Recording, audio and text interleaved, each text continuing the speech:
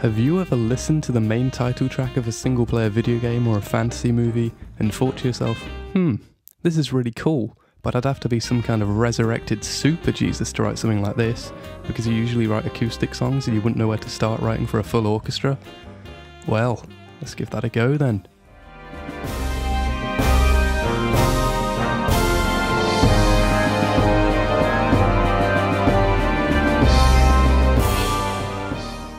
The purpose of this video is basically to be an exercise in composition to help me improve my compositional skills and hopefully show anyone watching who's interested how to get started with similar projects.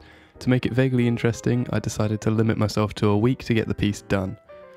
So, if you're watching this, chances are you've heard the incredible musical scores that single player games tend to have, and know how much they can contribute to the feel of the game. They usually utilise one particularly strong theme or musical motif which acts as a hook. This motif is repeated not only in the main piece but often throughout the OST, and if the game is part of a series, then generally the main motif will be present throughout the other games as well. You may currently be thinking of this,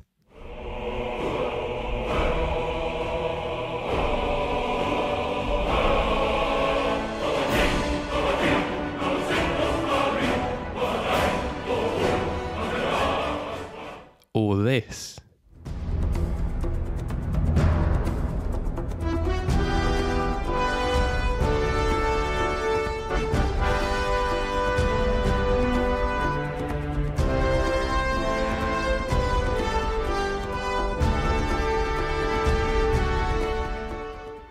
But what do both of these themes have in common? Well, other than them both being absolute tunes, they start off with a quieter build-up which is mainly rhythm-based. In Skyrim's case it's drums and many voices chanting, and for Uncharted it's just the drums. Beginning in this way is an excellent way to grab a listener's attention, as when we hear a rhythm gradually increase in volume we recognise that as a build-up. And you'd have to be a sick person to turn off the song during the build-up. Unfortunately for our ears, when the main themes do come in, they come in strong.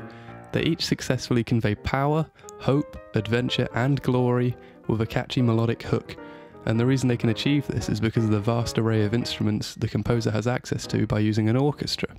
Now, someone could play it on piano, sure, and it would be a nice little tune, or you could just assign every note the pianist plays to a different brass, woodwind and stringed instrument, add thunderous percussion as well as keep the original piano and have a much more powerful end product, which is what I'm going to try. Now, I've been playing around with open tunings on the acoustic guitar recently and came up with a nice little melodic chord progression, but I didn't really know what to do with it. Then I had the idea to try and transform it from its current state into an imaginary video game OST title track, mainly just as an exercise to see if I could do it. I was going to do it anyway, but with the gradually increasing subscriber count I thought I'd do something that I was really passionate about rather than just another YTP. So I did a little arrangement using a rhythm part and a lead part as a starting point. Here's the basic idea.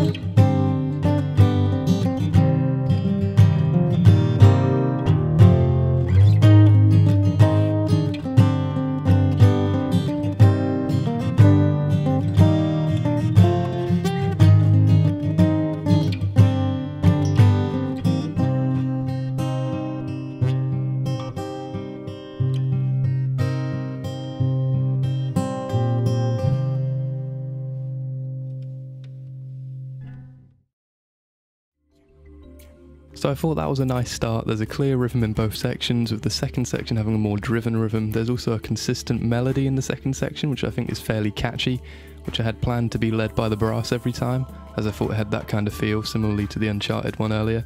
But in the end, as you'll hear, I ended up having the melody be shared among the strings, woodwind and brass sections, which I think works equally as well.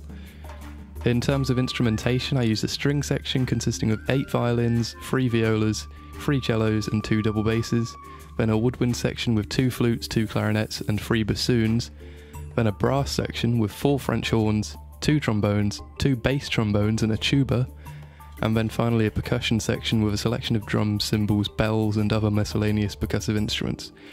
There's also a harp and a celesta which are sparsely used, mainly for ornamentation.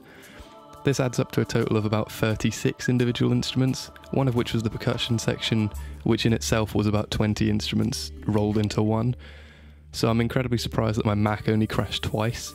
But anyway, that's enough talking from me. The moment you've been waiting for, etc. Here it is. Hope you enjoy.